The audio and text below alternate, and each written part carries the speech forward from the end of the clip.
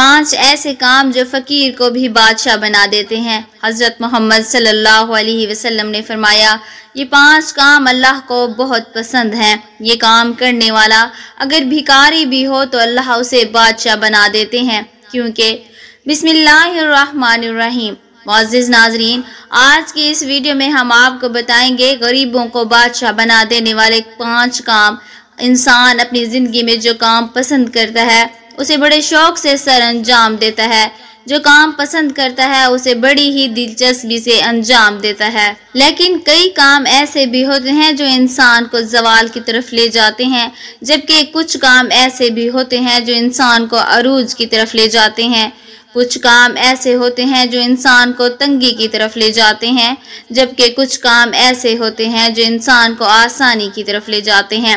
ایسے ہی حضرت سیدنا شیر خدا علی المرتضی رضی اللہ تعالیٰ عنہ ایک روز اللہ کے بندوں کو درس اخلاق دے رہے تھے، نبی کریم صلی اللہ علیہ وسلم کا پیغام سنا رہے تھے اور نصیحت کر رہے تھے، خوبصورت زندگی گزارنے کے طور طریقے بتا رہے تھے۔ اب حضرت علی رضی اللہ تعالیٰ عنہ نے فرمایا میں نے بھکاریوں کو بادشاہ بنتے دیکھا ہے، میں نے بھکاریوں کو امیر تنیر بنتے دیکھا ہے، ایسے امیر جو صرف دنیا کے امیر ہی نہیں بلکہ میں نے دونوں جہان کے امیر بنتے دیکھا ہے۔ انہوں نے دنیا بھی حاصل کی ہے اور انہوں نے آخرت بھی حاصل کر لی ہے۔ جب میں نے ان سے دونوں کی ترقی کی وجہ پوچھی کہ تم بھکاریوں سے بادشاہ کیسے بنے، کیا تم دنیا میں بھی امیر ہو گئے اور آخرت میں بھی امیر رہو گے، تو انہوں نے کہا ہاں، کیونکہ ہم 5 عمل کیا کرتے تھے، ہم نے 5 عمل ایسے کیے جو کہ ہم آج بھی کر رہے ہیں اور مرتے دم تک کرتے رہیں گے۔ ان 5 عمل نے، ان 5 کاموں نے ہمیں بھکاریوں سے بادشاہ بنا دیا۔ حضرت علی رضی اللہ تعالیٰ عنہ کہتے ہیں کہ میں نے پوچھا ہمیں بھی بتاؤ وہ 5 کام کون کون سے ہیں۔ معزز ناظرین، اس ویڈیو میں آپ کو امیری کا ایک نسخہ بتایا جا رہا ہے، 5 کام جو کہ آپ کو دنیا نہیں بلکہ آخرت میں بھی امیر بنا دیں گے۔ اگر آپ اس دنیا میں ہی نہیں بلکہ اگلے جہان یعنی آخرت میں بھی امیر ترین بننا چاہتے ہیں تو ان 5 کاموں پر عمل کرنا اپنی زندگی میں شروع کر دینا۔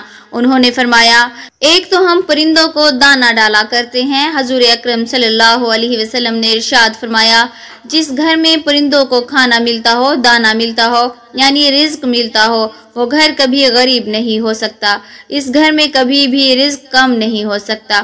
اللہ رب العزت اس گھر کا رزق کم نہیں کرتا۔ جس گھر سے پرندے پلتے ہوں، پرندوں کو دانہ ملتا ہو، پرندوں کو پانی ملتا ہو، فرمایا جب پرندے تمہارے گھروں کے اوپر سے گزرتے ہیں اور کوئی پرندہ تمہارے گھر میں آ جائے یا کوئی بھی جانور تمہارے گھر میں آ جائے تو فرمایا کہ ان کے لیے اناج رکھا کرو، وہ دانہ ڈالا کرو، اگر بھوکا ہے تو دانہ ڈالا کرو، اگر پیاسا ہے تو پانی پلایا کرو۔ اللہ تعالیٰ کو ایک مخلوق کا دوسری مخلوق پر احساس کرنے کا عمل بہت ہی زیادہ پسند ہے، یعنی جب ایک مخلوق دوسری مخلوق کی بھوک مٹاتی ہے، پیاس مٹاتی ہے تو اللہ تعالیٰ کو یہ عمل اتنا پسند آتا ہے کہ اللہ فرشتوں میں بیٹھ کر مسکراتا ہے جب ایک مخلوق دوسری مخلوق پر احساس کرتی ہے۔ جب پرندے کسی گھر سے کھانا کھا کر یعنی دانہ کھا کر اس گھر سے جاتے ہیں تو اللہ سے دعا کرتے ہیں کہ اے مالک تجھے تیری وحدانیت کا واسطہ، تیری رحیمی کا واسطہ، جس طرح اس گھر کے لوگوں نے ہمارے رزق کا اہتمام کیا تو بھی اس کے گھر کے لوگوں کے رزق کا اہتمام کر۔ تو یوں اللہ رب العزت اپنی برکت کے تمام دروازے اس گھر کی طرف کر دیتا ہے جس گھر میں پرندوں کو کھانا ملتا ہے، جانوروں کو کھانا ملتا ہے۔ حضرت امام باقر رضی اللہ عنہ کے صاحبزادے حضرت امام جعفر صادق رضی اللہ تعالیٰ عنہ فرماتے ہیں کہ جو انسان صبح اٹھتے ہی ایک عمل کرتا ہے اللہ رب العزت 3 فرشتے اس کے ساتھ ساتھ لگا دیتا ہے، یعنی 3 فرشتوں کی ڈیوٹی لگ جاتی ہے، وہ صبح دوپہر اور شام اس کے ساتھ ہی رہتے ہیں۔ تو ان فرشتوں کا کام کیا ہوتا ہے؟ پہلا فرشتہ انسان کی عزت بڑھانے کے اسباب پیدا کرتا ہے، دوسرا فرشتہ اس کے رزق بڑھانے کے اسباب پیدا کرتا ہے اور تیسرا فرشتہ اسے مصیبتوں سے بچانے کے لیے اسباب پیدا کرتا ہے۔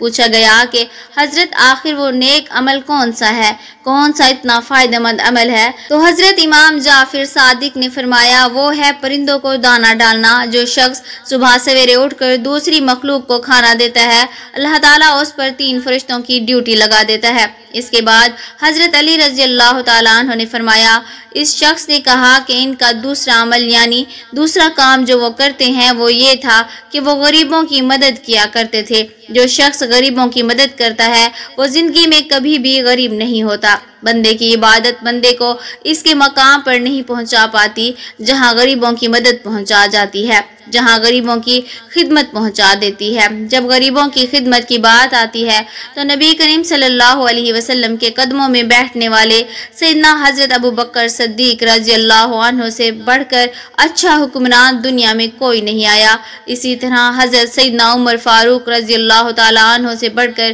کوئی بادشاہ نہیں آیا۔ سخاوت میں حضرت سیدنا عثمان غنی رضی اللہ عنہ سے بڑھ کر کوئی حکمران نہیں آیا، اور علمی ریاست میں حضرت سیدنا علی رضی اللہ عنہ سے اچھا حکمران کوئی اس دنیا میں نہیں آیا۔ کوئی ایسا مشہور اور معروف بادشاہ نہیں گزرا کہ جو 1400 سال گزرنے کے بعد بھی جس کے نام کے نعرے لگتے ہوں۔ غریبوں کی مدد کی بات آتی ہے تو کاندھے پر بوریاں لاد لاد کر لے جاتے ہیں اور غریبوں کی مدد کیا کرتے تھے، غریبوں کو کھانا کھلایا کرتے تھے۔ ایک دفعہ کی بات ہے کہ ایک بدو تھا جس کی بیوی حاملہ تھی، بچے کی پیدائش کا وقت قریب تھا، جبکہ گھر میں 1 روپیہ بھی نہیں تھا اس کے پاس۔ اب یہ لوگ پریشان تھے کہ گھر میں 1 پیسہ بھی نہیں ہے جبکہ بچے کی پیدائش کا وقت قریب ہے۔ وہ ہمسایوں کے پاس گئے کہ ہمیں کچھ قرض دے دو، انہوں نے کچھ نہ دیا تو بدو کے ذہن میں ایک ترکیب آئی کہ کیوں نہ مدینے میں چلا جاؤں، حضرت سیدنا عمر فاروق رضی اللہ تعالیٰ عنہ کے پاس چلا جاؤں، ان کے سامنے جا کر فریاد کروں، عرض کروں، وہ میری ضرور مدد کریں گے۔ یہ بدو اپنی حاملہ بیوی کو لے کر مدینے کی طرف چلا گیا۔ چلتے چلتے جیسے ہی مدینے کی سرزمین پر قدم رکھا، شام ہو گئی، رات ڈھلنے لگی، بچے کی پیدائش کا وقت قریب تھا۔ اس نے بیوی کو کہا کہ کیوں نہ ہم یہیں خیمہ لگا کر رات بسر کر لیتے ہیں، صبح ہوتے ہی حضرت عمر فاروق رضی اللہ تعالیٰ عنہ کے پاس چلیں گے۔ رات میں یہ لوگ وہیں ٹھہرے۔ رات کا دوسرا پہر جب آیا تو بیوی کا درد بڑھ گیا اور وہ درد سے چیخنے لگی۔ بچے کی پیدائش کا وقت قریب ہے اور یہ بیوی کو حوصلہ دے رہا ہے کہ ابھی فجر ہونے والی ہے، چلتے ہیں۔ حضرت عمر رضی اللہ عنہ کے پاس اپنا مسئلہ حل کرواتے ہیں۔ حضرت سیدنا عمر فاروق رضی اللہ عنہ کی عادت تھی کہ آپ رات کے دوسرے پہر مدینے کی گلیوں میں گشت کیا کرتے تھے۔ فرمایا کرتے تھے کہ میرے حکمرانی میں اگر کوئی کتا بھی پیاسا مر گیا تو حساب عمر کو دینا پڑے گا۔ اس رات بھی حضرت عمر رضی اللہ تعالیٰ عنہ مدینے کی گلیوں میں گشت فرما رہے تھے۔ آپ رضی اللہ عنہ نے دور سے دیکھا کہ خیمے میں آگ جل رہی ہے۔ آپ رضی اللہ تعالیٰ عنہ نے غلام کو بھیجا کہ جا کر دیکھو کون بیٹھا ہے، رات کے اس پہر کوئی مسافر تو نہیں۔ غلام اس شخص کے پاس گیا، اس نے کہا کہ میری بیوی حاملہ ہے، مجھے مدد کی ضرورت ہے۔ غلام نے واپس آ کر حضرت عمر فاروق رضی اللہ تعالیٰ عنہ کو ساری بات بتائی۔ اللہ اکبر! حضرت سیدنا عمر فاروق رضی اللہ تعالیٰ عنہ دوڑ کر گئے، اپنی بیوی کو اٹھایا، کہا اٹھو، اگر تمہیں ثواب مل رہا ہو تو تم لینا چاہو گی، اگر تمہیں نیکیاں مل رہی ہوں تو تم لینا چاہو گی۔ تو آپ رضی اللہ تعالیٰ عنہ کی بیوی نے کہا کیوں نہیں حضرت۔ پھر آپ سر رضی اللہ تعالیٰ عنہ نے فرمایا اٹھو، میرے یار کی بیوی درد میں مبتلا ہے، میرے یار کی بیوی تکلیف میں مبتلا ہے اور تھوڑی دیر میں بچے کی پیدائش کا وقت آنے والا ہے، اٹھو اور تھوڑی دیر کے لیے دائی بن جاؤ۔ اس نے ضرورت کا سارا سامان اٹھایا اور سیدنا حضرت عمر فاروق رضی اللہ عنہ سے کہنے لگی کہ آپ تھوڑی سی لکڑیاں کاندھے پر اٹھا لائیں۔ حضرت عمر نے لکڑیاں کندھے پر اٹھائے اور اپنی بیوی کے ساتھ خیمے کی طرف چلے گئے۔ آپ کی محترمہ خیمے کے اندر چلی گئی جہاں عورت چیخ رہی تھی اور حضرت عمر فاروق رضی اللہ عنہ باہر اس بدو کے سامنے ہاتھ باندھ کر کھڑے ہو گئے۔ بدو نے سمجھا یہ کوئی غلام ہے اور اس غلام کی بیوی دائی ہے اور یہ اس کا شوہر ہے اور یہاں کا غلام ہے۔ اس نے حکم چلانا شروع کر دیا کہ جلدی جاؤ اور لکڑیاں لے کر آؤ۔ آپ رضی اللہ تعالیٰ عنہ نے دوڑ کر جاتے اور لکڑیاں لے کر آتے، جلدی کرو آگ لگاؤ۔ آپ رضی اللہ عنہ آگ جلاتے اور پھونک مارتے۔ ناظرین، اس نے حضرت عمر فاروق رضی اللہ عنہ کے ساتھ نوکروں جیسا سلوک کرنا شروع کر دیا۔ وہ نادان یہ نہیں جانتا تھا کہ جس کے سامنے جو شخصیت کھڑی ہے وہ شخصیت کوئی اور نہیں بلکہ خود حضرت عمر رضی اللہ عنہ ہے۔ پھر ایک دم سے خیمے کے اندر سے آواز آئی، یا امیر المومنین۔ یہ آواز آپ رضی اللہ عنہ کی زوجہ کی تھی۔ آپ رضی اللہ تعالیٰ عنہ کی زوجہ محترمہ نے کہا، آپ کو مبارک ہو، آپ کے یار کے گھر اللہ رب العزت نے بیٹا نوازا ہے، آپ کے دوست، آپ کے بھائی کو اللہ نے بیٹا عطا کیا ہے۔ جیسے ہی بیگم صاحبہ نے آپ رضی اللہ عنہ کو یا امیر المومنین کہا، بدو کے پاؤں تلے سے زمین نکل گئی۔ سوچا کیا یہی امیر المومنین ہے، اور فوراً امیر المومنین کے پیروں میں گر گیا اور کہنے لگا، یا امیر المومنین مجھے معاف کر دیجئے۔ یہ بدبخت آنکھیں نہ پہچان سکیں کہ آپ کون ہیں، تو امیر المومنین نے اسے اٹھایا اور اپنے سینے سے لگا لیا اور رو رو کر کہنے لگے، اے بدو، تو نہیں جانتا یہ مدینہ المنورہ ہے، یہ میرے پیارے رسول صلی اللہ علیہ وسلم کا شہر ہے۔ یہاں امیروں کا نہیں غریبوں کا استقبال ہوتا ہے، یہاں تو غریبوں کو عزت ملتی ہے، یہاں تو غریبوں کی مدد کی جاتی ہے، اور یہاں تو غریبوں کو بادشاہ بنایا جاتا ہے۔ اسی واقعہ سے ہمیں پتہ چلتا ہے کہ غریبوں کی مدد کرنے والا کبھی غریب نہیں ہوتا، غریبوں کی ضرورت کو پورا کرنے والا خود کبھی غریب نہیں ہوتا۔ اس لیے وہ لوگ کہتے تھے، ہماری امیر بننے کی سب سے بڑی وجہ غریبوں کی مدد کرنا ہے۔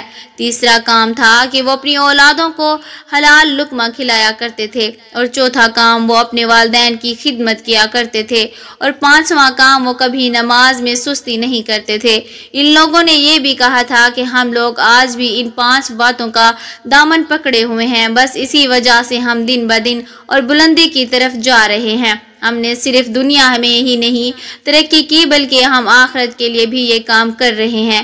معزز ناظرین، اللہ کی پسند و ناپسند ہر مسلمان کے لیے بہت اہمیت رکھتی ہے، کیونکہ اسی معیار پر اس کی کامیابی یا ناکامی کا انحصار ہے۔ اگر بندے اللہ تعالیٰ کے پسندیدہ کام کریں گے تو وہ ان سے راضی اور خوش ہوگا اور ان کو مزید نعمتوں اور بھلائیوں سے نوازے گا، لیکن اگر وہ اللہ کے ناپسندیدہ کام کریں گے وہ ان سے ناراض ہوگا اور انہیں سزا دے گا۔ پہلی صورت میں بندوں کے لیے کامیابی اور فلاح ہے، اور دوسری صورت میں ان کے لیے ناکامی اور خسارہ ہے۔